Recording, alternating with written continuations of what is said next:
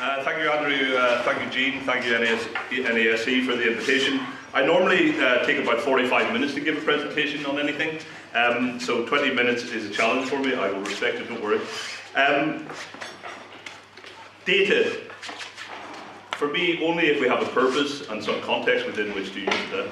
And this is very important in the agency, because when you work at the European level, data is a very complicated issue, bringing together information of a similar type from 33 countries. We also have 6 countries in the West Balkans, and trying to make sense of it. And that's what, in essence, what we do in integrated environmental assessments. We try to take a lot of information from a lot of disparate sources and make some sense of it. But you need a context within which to do that. So the European Environment Agency, if you don't know us, we're in Copenhagen, in Denmark, established under a regulation which is 25 years old next month. In Copenhagen, 21 years ago this month. And what we do is provide information, bridge between science and policy, using a network. We're about 210 people, and we have about 40 million euros a year. In the context of the EU, data developments are driven by policy. There's not much that you see around when it comes to the environment that is not happening outside of a policy demand. And those policy demands have 3 timelines in our work. The first one is today, and that's the Quay, the implementation of 300 pieces of legislation, of which 100 have reporting obligations attached to them. Then you have a short-term outlook, which is to 2020, where we have several policies like the 7th Environmental Action Programme, the Europe 2020 Strategy for Economic Reform. Increasingly gone out to 2030 when you look at the climate change and energy targets. And then the third one is a long-term vision to 2050. And we've never thought, and this is really important in the data context, what does it mean to live within ecological limits? And how would we organise our information systems with that in mind? Nobody has thought about it. It's a really interesting question to put on the table with respect to a long-term development, because we do know that if you want to develop data, it takes a good 10 years to get from an idea to something working, and then you're going to use it for some time. So we want to think about ecological limits and the idea that we should be living within them by 2050, we should start thinking about the data implications today. And we've done that in assessment terms in the State of the Environment Report 2015, of which we have a lot of information. And essentially, as I said, what we try to do is bring together a lot of information and make sense of it. The context for us is the 7th Environmental Action Programme, adopted in January 2014, lifetime 2020, long-term vision 2050. Irish presidency, January to June 2013, instrumental in that programme being adopted, probably unprecedented in the glacial speed of European developments in what the Irish presidency did there. So when we do that, we have to synthesise, understand everything at the most synthetic level. In Europe, there's a huge issue around the globe, and we're not really paying attention to it. The last 25 years of developments in the global perspective, what it means for Europe, from a social perspective, from a technological perspective, from an environment perspective, an economic perspective, and a political perspective, covered in this Global Megatrends report. If I was going to read anything in the SWR 2015, I would read this purple publication. It's really interesting. I thought maybe 40 copies would arrive here, but they haven't, so that's unfortunate. I will make sure they come sometime. And then an innovation we have in the SWR 2015 is how to organise our knowledge. If you think in the environment, all of these directives over 40 years requiring all sorts of different things, if you think about economic and social statistics, if you think of all these information sources, how do you organise it so that people get access to it? And one thing we've done is we put information on the web, we call it briefings at the top, and connections to the underlying information. I'll come to it later. So in the SWR then we find 2 things overall when we look at the 7th Environmental Action Programme from its perspective of natural capital, resource efficiency and well-being, the 3 priority objectives. The first one is that policies have been really good at resource efficiency, not so good at resilience. And second, the long-term outlook for Europe is often worse than recent trends would suggest that. And this is how we show it in assessment terms. It's really important in an assessment to try and communicate the essence of what it is all this information tells you. And this is our piano table. And essentially, if it's green, it's showing that positive trends predominate. If it's yellow, it's a mixed picture between positive and negative trends. And if it's red, it's negative trends predominating. The top bit of our piano is past 5-10 years. The bottom bit is our judgment on a 20+ year outlook. We do not model the future. We try to understand the future by looking at a range of information. And essentially, if you wanted to live within the limits of the planet, then that bottom line of keys should be either yellow or green, not currently as they are yellow and red. So that's the challenge that we have in front of us. When we look ahead, then we say that in the context of the overall assessment, these incremental gains that we've made in efficiency are not sufficient. Rather, we need to be much more systemic in addressing the challenges that we have. And we argue for fundamental transitions in the main systems that create environmental pressures: food, energy, mobility, and the urban systems. But there's two systems behind it which are more indirect in their influence, but arguably more powerful in their influence. And it's the fiscal system and the finance system, and we argue for the transitions in those. So, coming to data, as I said, data for a purpose. So when we talk in the agency, we talk more about information and knowledge from which we use data and other types of information to support what we're doing now. And what we're saying today, we published the SWR in March. What we have today is not fit for SWR 2020. We do this every 5 years because we will have to address, not that we have systemic challenges and we need systemic transitions. We need to understand what are they and how do they work, because already in 2020 we're 30 years from the 2050 vision and the investments need to be made today. So what does it mean in data terms? It means much more integration further than we have, getting much better on the socio-economic and environment interactions, looking at a cultural shift in how we think about the long term, particularly, and how we think about the systemic perspective. And lastly, and not least, the idea that the environment is often regarded as a problem. Why have we arrived at that in society? Why have we arrived at the idea that the system that maintains us is a problem for us? And it's because we carry 300 pieces of legislation in our rucksack, and it's like a huge burden. Because we're asking people, you must do something, and we're not going to give you any money. So we need to think much more about the environment as a solution, not a problem. In the agency, we have this approach which is called MDIAK, from monitoring to data, to indicators, to assessments, to knowledge.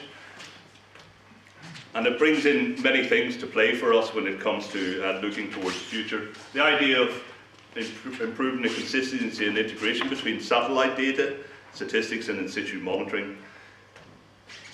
The idea of looking at information across sectors, and particularly in a spatial context. Most of our information is non-spatial in its character. It comes from deriving pressures data from economic statistics and other types of things.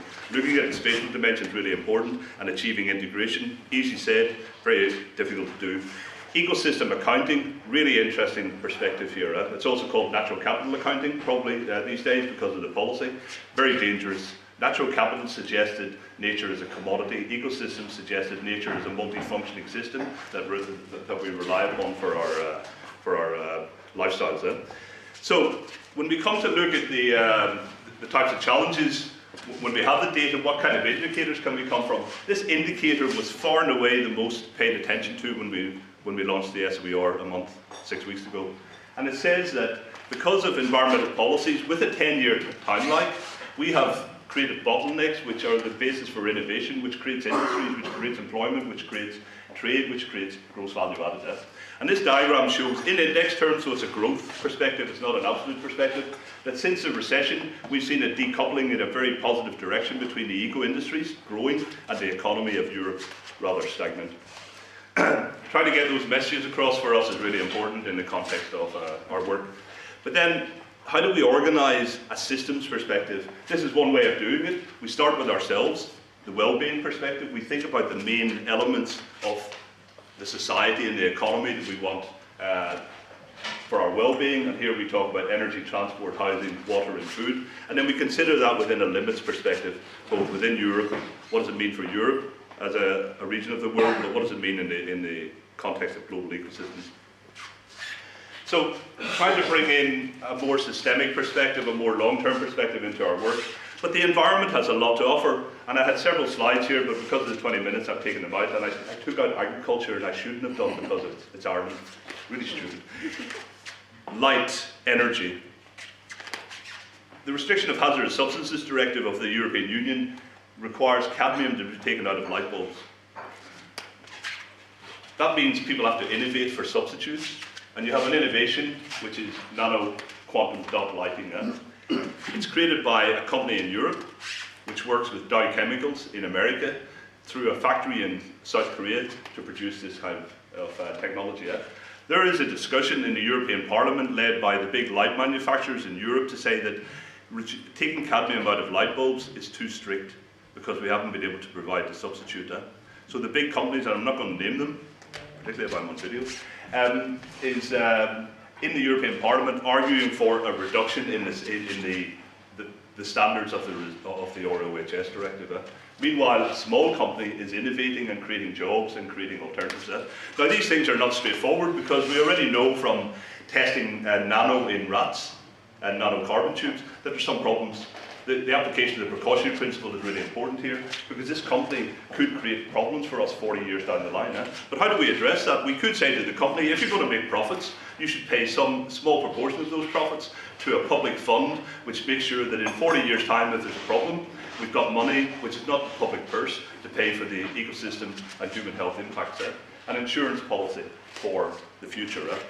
In the event that there's no impact, the company could have the money back if it still exists. If the company doesn't exist, we put the money into the wider societal good. This idea of trying to understand how the environment is a solution as much as a problem is really important for the arguments that are happening in the socio-economic and environmental considerations. And trying to get more information, more data on this is really important. But the financial system is really interesting because it's very transparent. Can we find ways of extracting information which is relevant to this storyline? We need Google. Please help us. I'm going to come to an end and to say that one thing that we've done two things with the SWR 2015. One is to produce, I think, an assessment which is proven to be quite useful to the environment discussion at this time. The other one is, though, to organise a knowledge base. And this is something I just want to spend a minute on here. If you go to our website, you will find all of the information on the SWR organised alongside the briefings and the reports I've mentioned. But underneath it, you'll find all the indicators that support that assessment. And underneath the indicators, you'll find the data. And underneath the data, you'll find the metadata describing the data. Nobody has done this before at the international level. Countries have got some good examples. But doing this and maintaining this is really a key element. And so what we talk about is switching our business from an MDIAK model, from monitoring, data, indicators, assessment, knowledge. We switch it around. We start with the knowledge and say, you need to understand what all this means. And then you walk through the assessments all the way down to the underlying data and the monitoring. It's simple to say, it's really complex to shift, because most of us are brought up on the other way around. So maintaining this, I can't promise. We have 200 people. Can we maintain those people to work in this way? We're still having that discussion in the agency. But it's important for the debate in Europe and globally that we try to think about how in the environment domain we're organising our knowledge. And here you'll see over here, you can explore the SWR 2015 in this. There's 235 slides in a PowerPoint, super PowerPoint, which enables you to go through all of the different dimensions and look at our information. So this, I'll just finish by saying the organisation of our knowledge, which includes data, is a really important dimension in our work. And I think when you look across the environment and the rather disparate nature of knowledge, the organisation of knowledge in countries, in Europe, at the global level, is a big task, and it could reap huge benefits for us. Thank you.